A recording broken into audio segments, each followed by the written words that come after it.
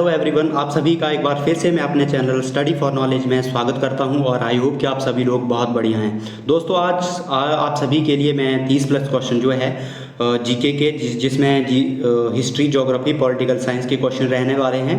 तो इसको शुरू करते हैं और ये जो वीडियो रहेगी वो आपके लिए जितने भी आपके अपकमिंग एग्ज़ाम हैं उसमें काफ़ी ज़्यादा आपको हेल्प रहेगी, क्योंकि जब भी हम प्रीवियस ईयर क्वेश्चन पेपर देखते हैं तो हमें जो एग्ज़ाम का नेचर है उसका पता चलता है कि किस टाइप के क्वेश्चन जो है वो पूछने वाले हैं। और दूसरी चीज़ क्या होती है कि एक तरीके से हम एनालाइज कर पाते हैं कि कौन से सेक्शन से और कौन से चैप्टर से और किस किस सब्जेक्ट से कहाँ से क्वेश्चन आ रहे हैं।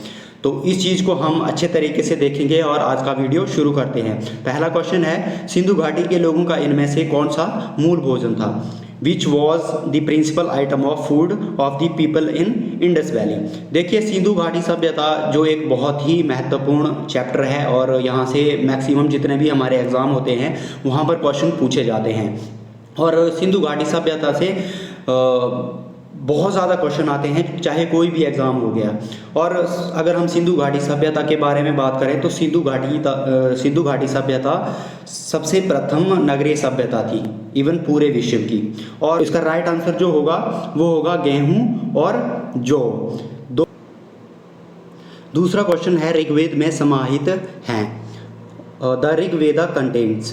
तो इसका राइट आंसर जो होगा वो होगा ऑप्शन नंबर ए, ईश्वर के सम्मान में श्लोक। अब जो ऋग्वेद है, ऋग्वेद में हम लोग जानते हैं कि हमारे वेद कितने हैं। वेद हमारे 4 हैं, जिसमें हमारा ऋग्वेद हो गया, सोमवेद हो गया, यजुर्वेद हो गया और अथर्ववेद हो गया।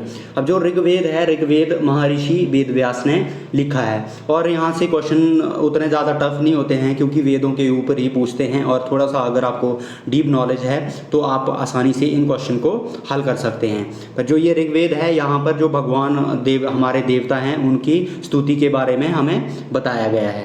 तो इसका राइट आंसर ये हो गया। नेक्स्ट क्वेश्चन है बिंबिसार किस वंश से संबंधित थे? Bimbisara belong to which dynasty? तो इसका राइट आंसर जो होगा वो होगा हर्यक वंश। और जो ये हर्यक वंश था, इनका जो काल था, जो इसके संस्थापक थे बिंबिसार, तो उन्होंने इसकी स्थापना 544 ईस्वी में की थी और जो इनका काल रहा है वो 544 से लेकर 492 ईस्वी तक रहा है। नेक्स्ट क्वेश्चन पर चलते हैं। 23वें तीर्थंकर थे, तो द 23rd तीर्थंकर वॉज। तो इसका राइट आंसर जो होगा वो होगा, राइट आंसर जो होगा इसका होगा पार्श्व। तो जो 23वें तीर्थंकर थे वो पार्श्व थे। और अगर हम 24वें तीर्थंकर की बात करें तो 24वें महावीर थे। और अगर हम पहले तीर्थंकर की बात करें तो वो कौन थे? ऋषभदेव। तो इसका ये आंसर हो गया। नेक्स्ट क्वेश्चन पर चलते हैं। चंद्रगुप्त द्वितीय की दूसरी राजधानी थी। तो इसका राइट आंसर जो होगा वो राइट आंसर होगा उज्जैन। और जो ये चंद्रगुप्त द्वितीय थे, ये समुद्रगुप्त के उत्तराधिकारी थे, मतलब उनके बेटे थे। नेक्स्ट क्वेश्चन पर चलते हैं। नेक्स्ट क्वेश्चन है, कादम्बरी किसके द्वारा लिखा गया था? तो इसका राइट आंसर जो होगा वो होगा बाणभट्ट। और अगर हम जो दूसरे ऑप्शन दिए गए हैं इसमें अगर हम कालिदास की बात करें तो कालिदास ने अभिज्ञान शकुंतलम, मेघदूत और ऋतु संहार जैसी रचनाएं की हैं। और अगर हम पाणिनि की बात करें तो पाणिनि की जो अष्टाध्यायी है उन्होंने ये लिखी है। और अगर हम पतंजलि की बात करें तो पतंजलि ने महाभाष्य जो उनकी रचना है। ठीक है, तो ये इसका राइट आंसर ये हो गया। नेक्स्ट क्वेश्चन पर चलते हैं। सेन वंश का संस्थापक था। The founder for the Sen dynasty was. तो इसका राइट आंसर जो होगा वो होगा विजय सेन। और नेक्स्ट क्वेश्चन पर चलते हैं। नेक्स्ट क्वेश्चन है, भारत का पहला मुस्लिम हमलावर था। तो इसका राइट आंसर जो होगा वो होगा मोहम्मद बिन कासिम। और ये जो मोहम्मद बिन कासिम था, ये 712 ईस्वी में इसने जो भारत या उस टाइम हमारा जो पाकिस्तान सिंध था उसके ऊपर अटैक की थी। और अगर हम महमूद गजनबी के बारे में बात करें, महमूद गजनी के बारे में, तो उन्होंने 1001 ईस्वी में जो जयपाल था उस टाइम, उनके साथ इनका युद्ध हुआ था। और जो जयपाल था उसने बाद में जब हार गया था तो उसने अपना क्या कर दिया था, आत्मदाह कर दिया था। और अगर चंगेज़ खान की बात करें तो चंगेज़ खान ने 1221 ईस्वी में भारत के ऊपर अटैक की थी। और मोहम्मद गौरी जो है वो मोहम्मद गौरी ने भारत के ऊपर 1175 ईस्वी में मुल्तान पर क्या किया था, आक्रमण किया था। तो इसके बाद नेक्स्ट क्वेश्चन पर चलते हैं। नौरोज़ प्रवर्तित किया गया था। नौरोज़ वाज इंट्रोड्यूस्ड बाय, तो इसका राइट आंसर है बलबन। इसका राइट आंसर है बलबन। नेक्स्ट क्वेश्चन पर चलते हैं। अकबर ने पानीपत का द्वितीय युद्ध किसके साथ लड़ा था? तो इसका राइट आंसर जो होगा वो होगा हेमू। और हम सभी को पता होना चाहिए कि जो पानीपत की 3 लड़ाइयाँ हुई है और जो पानीपत की प्रथम लड़ाई हुई थी वो हुई थी 1526 ईस्वी में, जब बाबर ने भारत के ऊपर आक्रमण किया था। और उस टाइम उसकी जो लड़ाई हुई थी उस टाइम दिल्ली के दिल्ली के जो सुल्तान थे उस टाइम थे इब्राहिम लोदी, तो उनके साथ उनकी लड़ाई हुई थी। और अगर दूसरे की तो हमने बात कर ली, दूसरी जो लड़ाई हुई थी अकबर और हेमू के बीच में हुई थी। और अगर हम तीसरी लड़ाई के बारे में बात करें तो ये हुई थी 1761 ईस्वी में, और ये लड़ाई हुई थी अहमद शाह अब्दाली और जो सदाशिव राव भाऊ थे, मराठा सैनिक या हम कह सकते हैं सेनापति, तो उनके बीच में हुई थी। और जो मराठा थे उस टाइम हार गए थे। तो नेक्स्ट क्वेश्चन पर चलते हैं। नेक्स्ट क्वेश्चन है, सिखों के अंतिम धर्म प्रचारक थे? तो इसका राइट आंसर जो होगा वो होगा गुरु गोविंद सिंह। और जो इनके प्रथम हम कह सकते हैं कि गुरु कौन थे, तो वो थे गुरु नानक। नेक्स्ट क्वेश्चन पर चलते हैं। शिवाजी की राजधानी थी? तो इसका राइट आंसर जो होगा वो होगा रायगढ़। हम सभी छत्रपति शिवाजी के बारे में सभी जानते ही हैं। और जो ये छत्रपति शिवाजी थे इनका जो हम कह सकते हैं कि राज्याभिषेक 1764 ईस्वी में हुआ था। और इन्होंने जो औरंगजेब थे औरंगजेब के साथ बहुत ज़्यादा संघर्ष किया था। नेक्स्ट क्वेश्चन पर चलते हैं। भारत का पहला गवर्नर जनरल कौन था? Who was the first governor general of India? तो इसका राइट आंसर जो होगा वो होगा Lord William Bentinck. Next question पर चलते हैं। रामकृष्ण मिशन की स्थापना कब हुई थी? When was the Ramakrishna mission established? तो इसका राइट आंसर जो होगा वो होगा 1897। नेक्स्ट क्वेश्चन पर चलते हैं। और जो ये रामकृष्ण मिशन की स्थापना, जो इनके रामकृष्ण परमहंस थे, इनके शिष्य स्वामी विवेकानंद थे, उन्होंने इस मिशन की स्थापना की थी। नेक्स्ट क्वेश्चन पर चलते हैं। आर्य समाज आंदोलन का प्रारंभ किसने किया था? The Arya Samaj movement was started by? तो इसका राइट आंसर जो होगा वो होगा स्वामी दयानंद सरस्वती।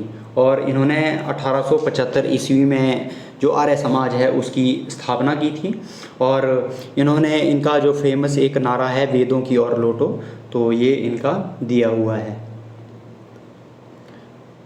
नेक्स्ट क्वेश्चन पर चलते हैं। बम्बई में पहली भारतीय राष्ट्रीय कांग्रेस की बैठक कब हुई थी? तो हम सभी को पता है कि जो राष्ट्रीय कांग्रेस है उसकी स्थापना 1885 ईस्वी में A.O. ह्यूम ने की थी, जो एक अंग्रेजी अधिकारी थे।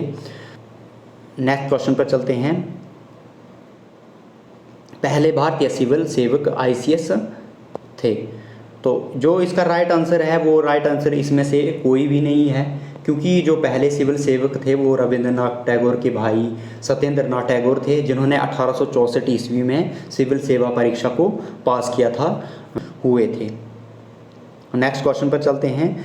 भारत में सविनय अवज्ञा की अपनी प्रथम लड़ाई गांधी जी ने कहाँ जीती थी? तो जो ये सविनय अवज्ञा आंदोलन था वो इन्होंने कहाँ पर जीती थी ये पहली लड़ाई? तो इसका राइट आंसर जो होगा वो है चंपारण। और जो ये सविनय अवज्ञा आंदोलन है वो 12 मार्च 1930 को स्टार्ट हुआ था और 5 अप्रैल 30 ईस्वी को दांडी नामक एक जगह पर जाकर इन्होंने जो नमक कानून था उसको तोड़कर की थी। नेक्स्ट क्वेश्चन पर चलते हैं। स्वराज मेरा जन्मसिद्ध अधिकार है और मैं इसे लेकर रहूँगा, किसने कहा था? Who spoke the words Swaraj is my birth right and I shall have it? तो इसका राइट आंसर जो होगा हम सभी को पता ही है, इसका राइट आंसर है बाल गंगाधर तिलक। नेक्स्ट क्वेश्चन पर चलते हैं। भारत के प्रथम उप प्रधानमंत्री कौन थे?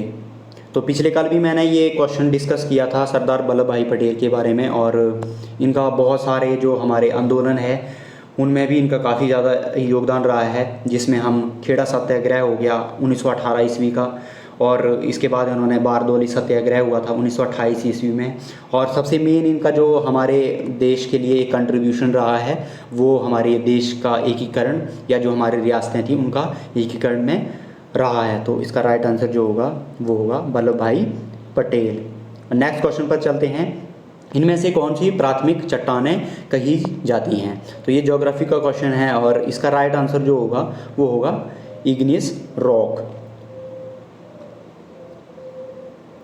विच are called as the primary rocks. और नेक्स्ट क्वेश्चन पर चलते हैं। नेक्स्ट क्वेश्चन है रिक्टर स्केल का उपयोग क्या मापने के लिए किया जाता है? तो इसका तो सभी लोगों को पता ही होगा, पर इसमें 2-3 क्वेश्चन है, मैं इनको बताने की कोशिश करूंगा। जो रिक्टर स्केल होता है वो भूकंप की तीव्रता को मापता है, और एक होता है मरकरी स्केल। जो मरकरी स्केल होता है वो क्या करता है, भूकंप से जो हमारा नुकसान होता है उसको क्या करता है, मापता है। और जो सिस्मोग्राफ होता है वो तीव्रता की अवधि को मापता है। नेक्स्ट क्वेश्चन पर चलते हैं। सियाचिन हिमनद स्थित है? Siachen glacier lies in. तो इसका राइट आंसर जो होगा, राइट आंसर होगा इसका ऑप्शन नंबर बी, काराकोरम श्रेणी में, काराकोरम श्रेणी में। इसको मैप पर आप ज़रूर देख लीजिए, क्योंकि मैप देखना बहुत ज़रूरी है, तभी हमें जो हमारी, जैसे अगर हम श्रृंखलाओं की बात करें तो काराकोरम, लद्दाख, जास्कर, पीर पंजाल, उसके बाद जो हमारी धौलाधार होगी या उसके बाद शिवालिक होगी, हिमालय पर्वत श्रेणी जितनी भी है हमारी, तो उसको आप अच्छे तरीके से ज़रूर देखिए, मैप को बार बार देखते रहिए, ताकि जो भी मैप बेस्ड क्वेश्चन होते हैं वो आप आसानी से हल कर सकें। नहीं तो ये आपको समझ ही नहीं लगेगी कि श्रृंखला कहाँ पर है और कहाँ से क्वेश्चन पूछा गया है। और सियाचिन हिमनद अपने आप में भारत का सबसे बड़ा ग्लेशियर है। आई थिंक 78 किलोमीटर इसकी लंबाई है। नेक्स्ट क्वेश्चन पर चलते हैं। वायुमंडल का सबसे निम्नतम स्तर है? तो जो वायुमंडल होता है उसके अलग अलग स्तर होते हैं, और जो स्तर सबसे निम्न है वो क्षोभ मंडल है, और उसके बाद क्षोभ मंडल, समताप मंडल, मध्य मंडल, आयन मंडल और बहिर्मंडल। तो ये जो हैं वायुमंडल के स्तर हैं। और इसके बाद नेक्स्ट क्वेश्चन है। सामान्यतः किस ऊंचाई पर पक्षाघ मेघ पाए जाते हैं? तो इसका राइट आंसर जो होगा वो होगा 606 से 12 किलोमीटर तक। और नेक्स्ट क्वेश्चन है। वह महासागर जिसकी गहराई सबसे अधिक है? तो इसका तो आंसर आप सभी लोगों को पता ही होगा, प्रशांत महासागर। आज हमने लगभग 30 से प्लस क्वेश्चन देखे और हमने अच्छे तरीके से इनको देखने की कोशिश की। आई होप कि आप सभी लोगों को ये वीडियो पसंद आया होगा। और मैं आप लोगों को बता दूं कि ये जो क्वेश्चन हैं ये वैसे प्रीवियस ईयर क्वेश्चन पेपर हैं, बट जो आपके अपकमिंग एग्ज़ाम्स होते हैं वहाँ पर कई बार रिपीटेड क्वेश्चन पूछे जाते हैं। और जब आप प्रीवियस ईयर क्वेश्चन पेपर को देखते हैं तो आप बिल्कुल ट्रेंड देखते हो कि कहाँ से क्वेश्चन पूछे जाते हैं, कौन से टॉपिक से पूछे जाते हैं और कितने क्वेश्चन पूछे जाते हैं और किस सब्जेक्ट से कितनी वेटेज रहती है। तो आप फिर उस आधार पर जो अपनी तैयारी है उसको अच्छे तरीके से कर सकते हो। आई होप वीडियो पसंद आया है। अगर पसंद आता है तो प्लीज़ वीडियो को लाइक ज़रूर कीजिएगा, कमेंट कीजिएगा और वीडियो को शेयर ज़रूर कीजिएगा। और जो लास्ट में सबसे मेन बात होती है वो चैनल सब्सक्राइब कर लीजिएगा, ताकि जब भी मैं कोई नई वीडियो डालूँ तो आपको नोटिफिकेशन जल्दी से आ जाए। आज के लिए इतना ही, धन्यवाद।